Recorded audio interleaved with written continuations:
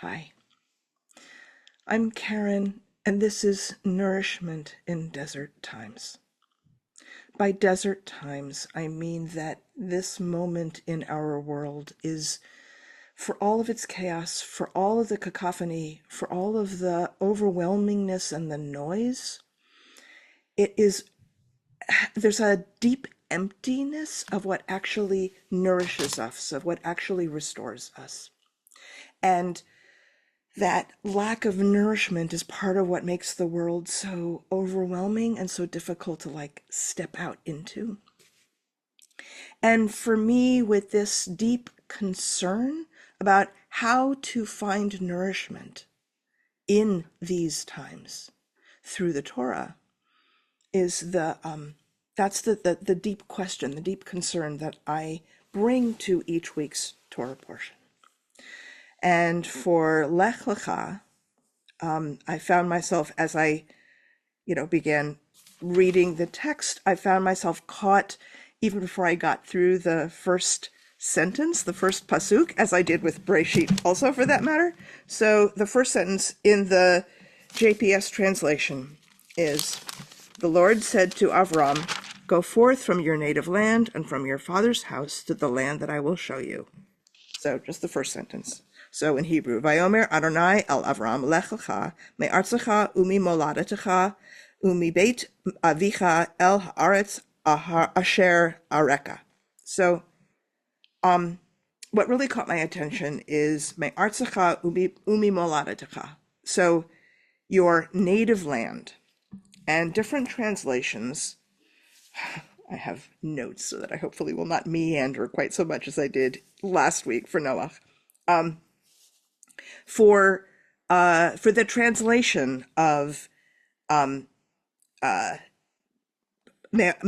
artzecha umi moladecha, the translations that I have seen from a number of different editions tend to be either kindred or native land, or kind of both, your land and your kindred. And kindred is not at all a bad translation for moladetecha, your kindred. The root for that root, molad or yeled, which is child, youth, son, boy, that cluster of words. So this is out of a book that Brown Driver Briggs, which is, I have said this I think in a previous video, I took a biblical Hebrew class a million years ago, and this was one of the required books for the class. That root includes bearing, bringing forth, begetting, as in like children. That's yalad. Yeled is offspring, child. Moledet is kindred, birth, offspring. And you can see this kind, and also childhood, youth is a part of that same cluster. Yalda is girl, whereas Yeled is boy, and this cluster having to do with birth and children and kindred. So you can understand why kindred is not an unreasonable translation. But land plus kindred, because that's the two words, we got Eretz and Molad as the, from your land and from your kindred, birthplace, birth clan. Clan is not a word we tend to think about in Judaism, but that's what we're talking about here. Really, the theme here, experientially, is home. Right? I mean, home. And Avram and Sarai are sent out from the place that is their home and sent out to, who knows, the place that God is going to show them. And the idea of home is really the thread I'm going to kind of run through this video, especially in the context of home and thinking about what home is and isn't. And I want to bring that into dialogue and into relationship with the question about land, especially because land, I think, is a more complicated concept in the political moment of our world now, especially as a non-Zionist Jew with a great love for our land, our lineage, our heritage, and our peoplehood, while at the same time, I have found that I cannot keep holding to what I particularly think is a Zionist, that the relationship to land and the relationship to Zionism are not the same thing. So that's kind of the thread I want to pick up. And I want to point out that land, we've got, Ur of the Chaldeans, which is where Avram and Sarai are initially, where they're supposed to get up and go from, and where they're going to, Canaan, what is going to become Israel, that place, that holy land is, when we're thinking about land, we find ourselves thinking about, certainly classically, we're thinking about Israel, Canaan, but the land in this verse is Ur of the Chaldeans. And so there's this like transition, like we're stepping from one kind of land into another kind of land in these words, Me'artzecha umimoladetecha, that's this, what we're doing. We're stepping out of Ur of the Chaldeans into this other place. And what our relationship is to that land is what I'm kind of playing with. And that what we're doing here, again, to pick up on home, we are leaving, or Avram and Sarai are leaving home and then have to re-find home. And home is a really rich and important concept, psychologically, spiritually, culturally, ecologically, and so that it's not just stepping from one, like a footstep, stepping from one land to another, it's also stepping from one home to another.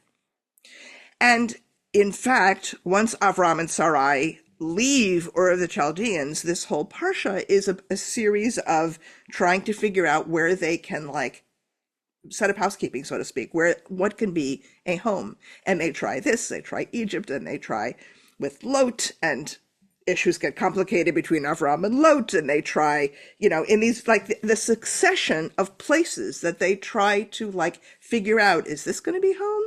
Is this a stable place to receive the things that we need? We experience home, the needs we have for home. Will this place supply it for them? And the answer kind of successively is not really. And so that's kind of like the seed, the starting point. The same evening that I started looking at the Parsha in preparation for this video, I was also listening to a YouTube interview on my way home from work. Just listening, wasn't watching the screen while driving. And it was an interview with Martin Shaw. Martin Shaw, not Jewish, as you can tell from his name, is a mythologist and a storyteller and a writer. And there was this really interesting interview that, by the wonders of the YouTube algorithm, I found myself in. And he said something in this interview that really fascinated me, especially as I was thinking about Lecha. And I transcribed from this interview this quotation from Martin Shaw. His metaphors are not our metaphors. They're not Jewish metaphors. What I find, before I even read this, I'm going to say this as you're listening to me read this quotation, I, in general, often find it illuminating, helpful, useful to look at other kinds of cultural or, different kinds of contexts, and then bring them back with come back to our tradition, come back to Torah with different kinds of questions that I might not have had I not looked at this other thing. So the fact that these metaphors are not our metaphors, I want to ask you to kind of ride with me, because I think it opens up some interesting questions that can help us revisit what's going on in Lecha and what is home and what is land in a creative way. So here's the quotation.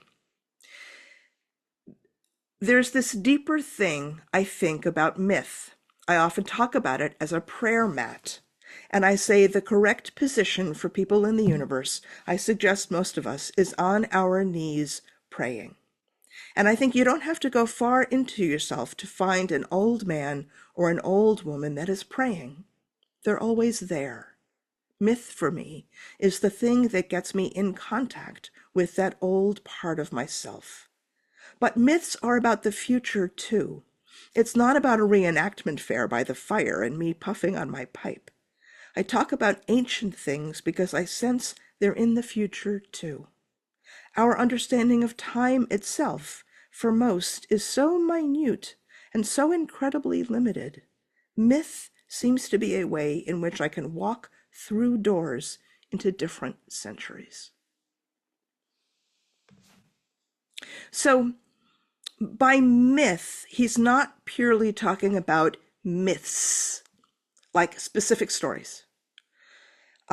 He's talking about myth as this kind of like experiential space or domain that he can enter into and connect to a sense of lineage, a sense of heritage, a sense of the sacred, linking to the old man, the old woman inside oneself praying, and that sense of that prayerful orientation as being always there, always the thread underpinning what's going on, and that lineage provides a way to step into, through doors into different centuries. That's the way we talk about Torah.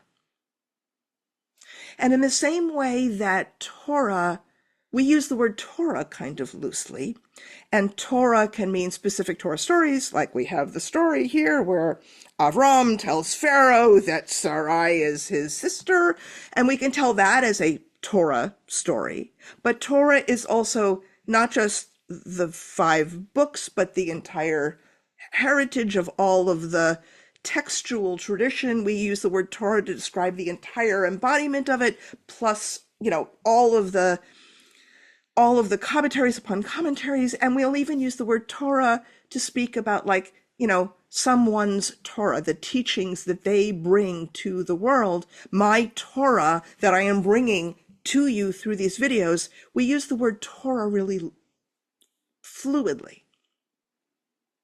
to mean a range of things where, again, we can enter into Torah and enter into the lineage and enter into this heritage where we tap into an old man, an old woman praying, Avram, Sarai, who are Avraham and Sarah by the end of the Parsha, and that we're not just walking into different centuries, but that there becomes a continuity of home. That's my point.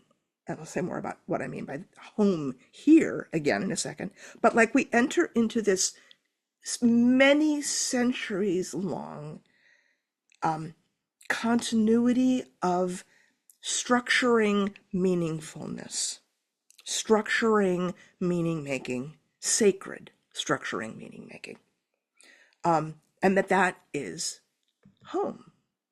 That is Judaism. That is what we are carrying, what God gave us at Sinai, and what it is incumbent upon us to carry for centuries into the future. We have been carrying it for thousands of years, and we're carrying it into the future. And that vehicle, here, I'm now past my cards, where are my books, my links, that I took these notes and I put on these index cards, and now a container, that was the other word, a container or a vehicle, that this kind of what Martin Shaw uses the word myth to describe. For us, Torah becomes this kind of vehicle that carries us through centuries, has carried us through centuries, and will carry us for centuries more. Thousands of years, may it be so. And that homeness, that linked relationality through time, that's anchored enough, solid enough to hold us and provide a kind of absolute continuity. That is also, I'm suggesting, in the word moladetecha, that root, which again is about kindred and offspring, I'm suggesting it's also about aging. It's not just about infants. It's not just about babies. Because the whole, like, children, like dor vador, like the generations upon generations, we need the aging as well as the babies. Otherwise, there is no next generation if it's all just babies. And that living network, that relational network, that lifelong kind of, or like generations, life, of lives upon lives kind of twisting like DNA through time. That lineage is, we are already and already have been living for thousands of years with that as home. That provides, that it's like this ribbon or current through time, twisting like DNA, and that it is a shared, sacred, structuring meaningfulness. That lineage, that meaningful, sacred carrying. It gives us a place. We know who we are. We know how to be in relation with God, with our heritage, with each other, with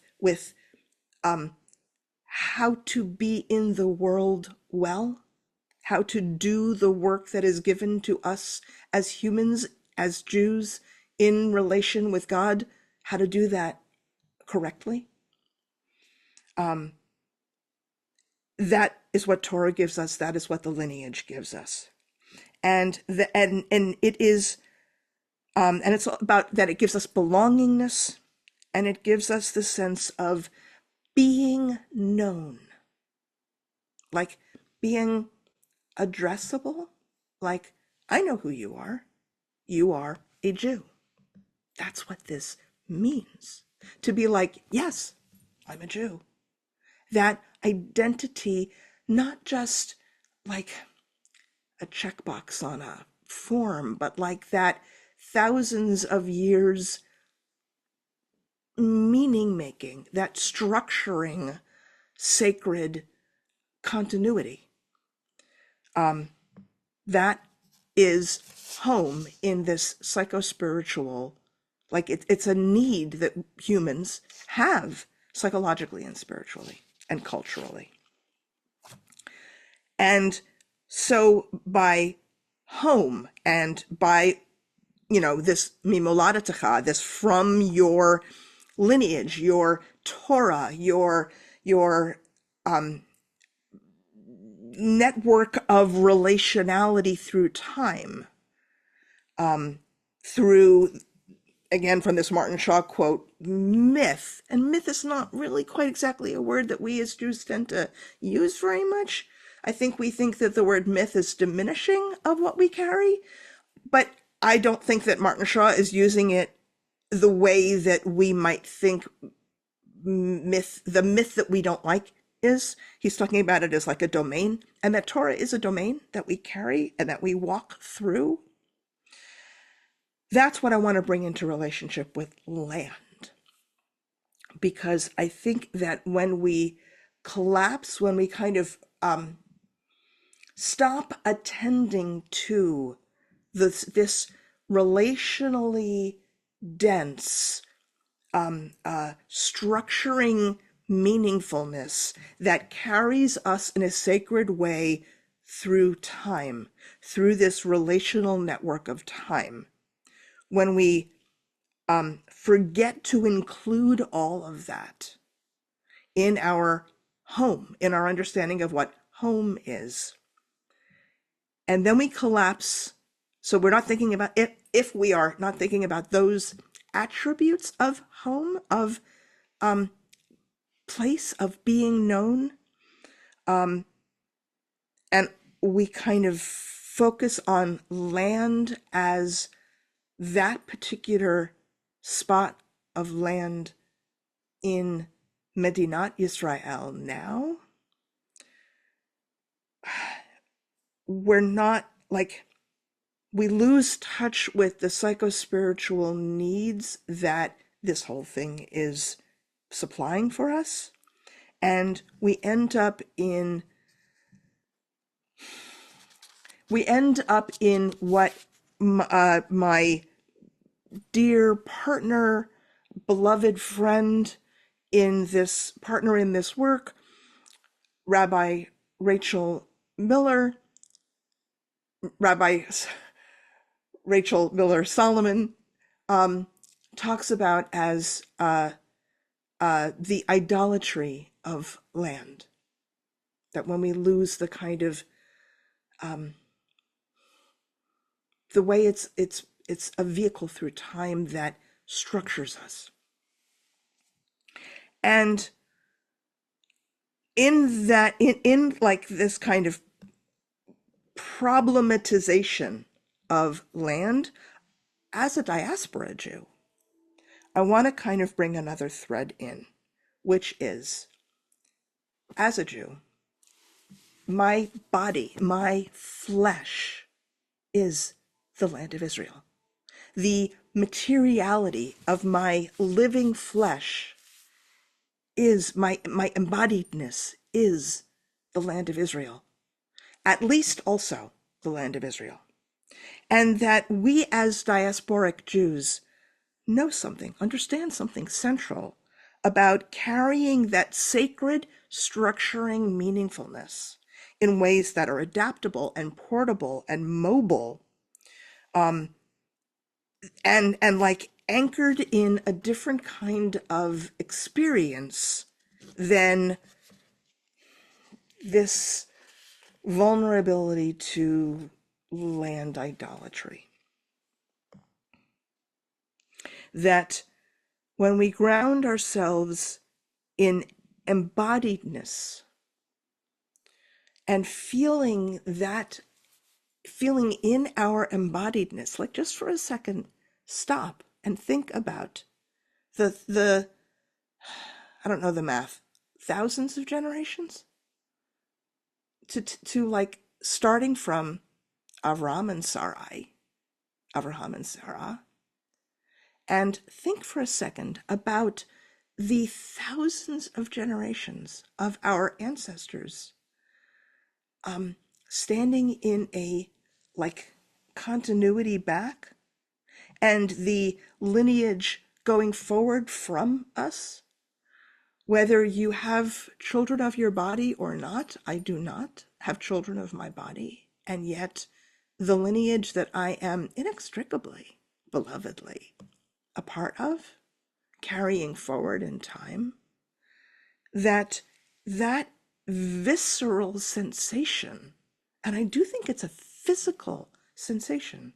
I think we particularly carry this physical experience through the mitzvot that are physical. We talk about positive and negative mitzvot. I think we can also think about physical versus mental mitzvot that are anchored in the body versus more kind of conceptual mitzvot. And I'm not saying that one is better or worse, but I am saying that the physical mitzvot gives us an experience of Jewish embodiedness that I think is essential and can never be taken from us. That the home, the sacred structuring meaningfulness that we carry in our sacred like experience of embodiedness, of Jewish embodiedness, it can never be taken from us. And addresses it solves a problem. I am inviting the conjecturing on the possibility of it's solving a problem that we as contemporary Jews, I'm going to say this might be a strong thing, I think are hitting a kind of dead end of I have I have the book. I have not read it. I have so many books I have read. I have that I have not read yet. Tablets Shattered, about American Jews and our relationship to the land of Israel, to Medinat Israel, the state of Israel, and how American Jews, as we have lost some of that visceral, experiential embodiedness of Jewishness, that we end up fetishizing Medinat Israel to both the detriment of American Jews and Israeli Jews. And under white supremacist capitalism, we have become all Western industrialized, rationalized people of any religious heritage. We have become so disembodied, industrialized, disconnected from physicality. Again, the physicality of like the intimate vulnerability of being this like tender flesh. I saw a woman today wearing her baby. Baby is all wrapped up, and the baby looked really snug and safe, like this deep kind of beautiful safety. She also had a toddler. Her husband was with her. There were, the four of them. And the toddler was up and around and doing whatever, because that's what 3-year-olds do. But this infant, little infant, tight, snug against her body. And I thought, how beautiful, how, like, the sense of, like, she, in taking her child into her energy field, that deeply, intimately, like the level of, I don't know, psychic, like the psyche's sense of safety for that baby, that is what we need in home. That's what all humans are searching for when we're searching for home. Like Avram and Sarai searching through the entire Parsha for home. Where could we be where we would feel that held, that profoundly safe? That felt sense of safety, I do not think is a political having. I think it's a psychological and spiritual having. And it is something that we as humans need, but I don't think that we get it by war. I don't think, the contemporary political, military situation of Israel is complex enough. I do not think from where we are now, a political path exists to the safety that we hunger for. I don't. Or rather, I don't think that humans, I think that I don't, no. I, for me, take that problem about Jewish safety and I place it in God's hands. That I think that the political machinations of the humans in our efforts to find Jewish safety, I think we are more unsafe in that spot on the planet and for Jews on the rest of the planet. We are more unsafe now than we have been certainly since the Holocaust. Not just Israeli Jews, but diasporic Jews too. And I do not think a political solution exists. I don't. I have come to a kind of surrender of, like, I believe that God can figure it out, because I think that we can no longer figure it out. That we have snarled up these dilemmas and these needs and into a tangle of human impossibility. That where we are now, it would take multiple generations to get to a place where if a political path exists, it would take to get there.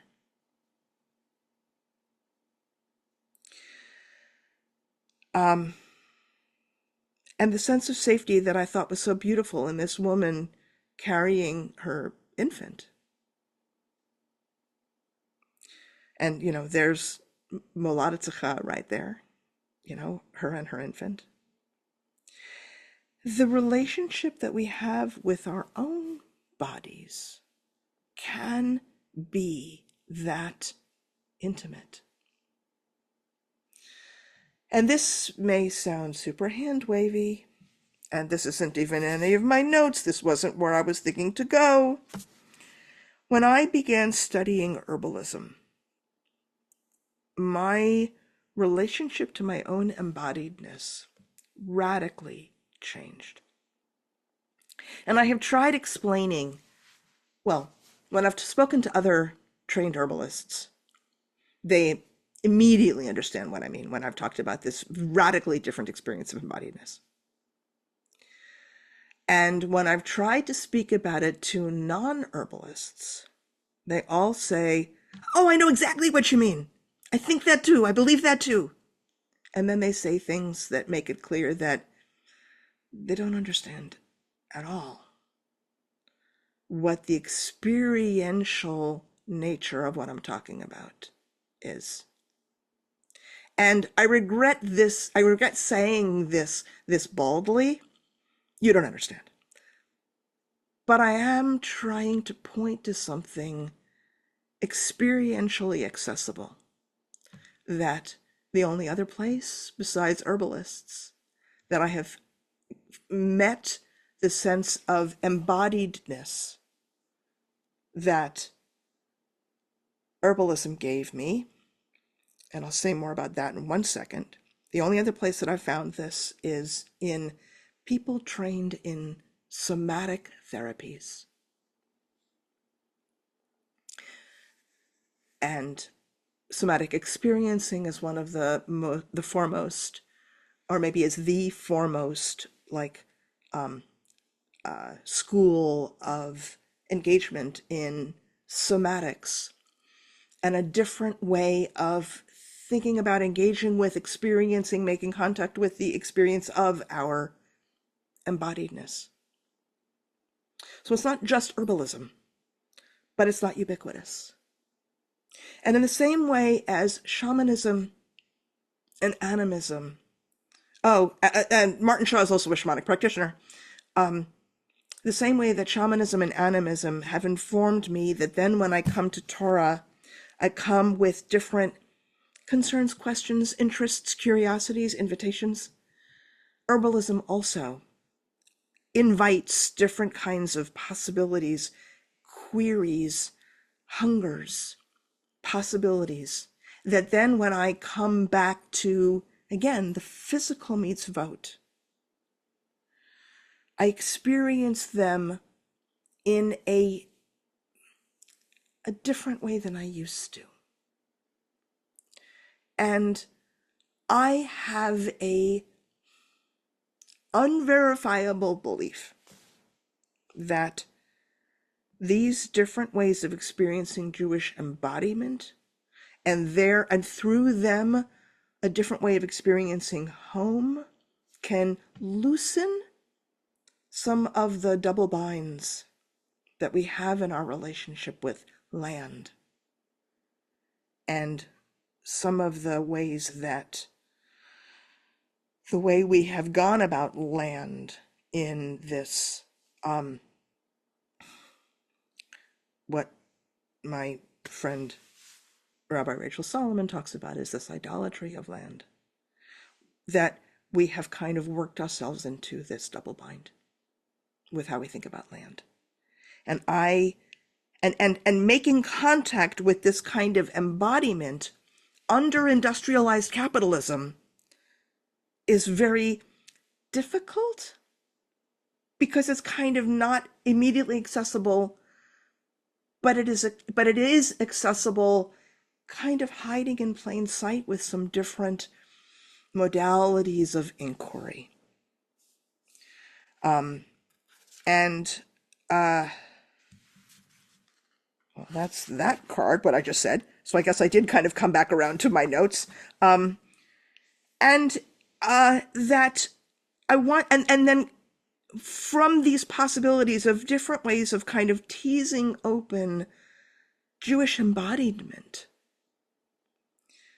Jewish embodied, like the experience of being a Jew in an embodied way rather than a mental way,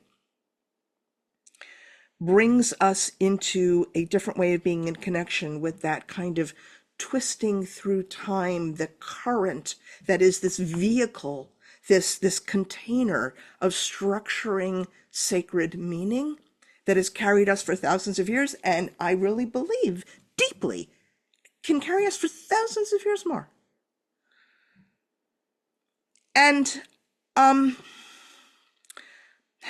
to like step into that stream, that current, that kind of lineage. And I want to point out, just to kind of say, as I'm talking about bodies, just to qualify this, we have always said, also for thousands of years, that people converting in are just as much Jews, just as unquestioningly Jews, that, you know, we kind of read back that they were at Sinai too, that the mystical teaching that says all of us were at Sinai, mystically, all of the Jews who have ever lived and ever will live, all of us were mystically present at Sinai, including people who convert in, were mystically present at Sinai. And I play with this, like meeting somebody and saying, oh, I remember you. You were kind of 3 up and 5 over next to that guy with the camel. Do you remember the camel? And that in talking about that kind of twisting lineage and giving the metaphor of DNA, I am not purely speaking about a kind of blood and soil way of thinking about that lineage. I'm thinking about the physicality of experience, not the literal DNA. The sense of this kind of current carrying us, and this like twisting of my hands as I want to kind of convey the way in which this thing moves. That's where I got the metaphor of DNA. And as I started to again use that metaphor, I wanted to say, I don't mean that literally. Any Jew who steps in has always been Jewish. That's why we talk about a Yiddish neshama. They've always been Jewish. They just didn't know. I'm not talking about literal DNA. I just want to make that qualifier. Okay. So then my last index card note is that as we're thinking about these ways of thinking about home and this like continuity of structuring sacred meaning and meaningfulness and meaning making, in the same way as that Martin Shaw quote talked about myth, that like thing that carries us. We are in this Parsha, Avram and Sarai specifically are enjoined to leave the land of our nativity. They are specifically told, leave the land me'artzecha u'mimoladetzecha. And we are a people who are specifically told to leave that way of understanding land in order to figure out a way to craft, carry, generate the whole lineage of Torah, thousands of years, thousands of commentaries, kind of twisting and carrying the current of who we are and how we know who we are, so that we are addressable. I know who you are. You are a Jew. Don't you remember? I saw you at Sinai. That sense of commonality, that sense of shared carrying this thing, that we are all carried up in, we carry it and we are carried by it. The same way that we talk about, just as the Jews have kept Shabbat, Shabbat has kept the Jews. That is the home that we are specifically enjoined to find. Leaving the land of our nativity into the land where it's not just the thing under our feet, but is something that carries us no matter where we actually happen to be standing, so that we are all equally engaged in this continuity, diasporic and Israeli Jews. Because that way I am inviting to bring into conversation with, yes, there is also lots of land-based things in the tradition, and I don't want to specifically say that's wrong, that's bad, that's not what I'm going at. I want to bring this into conversation, this way of thinking about it that I'm talking about.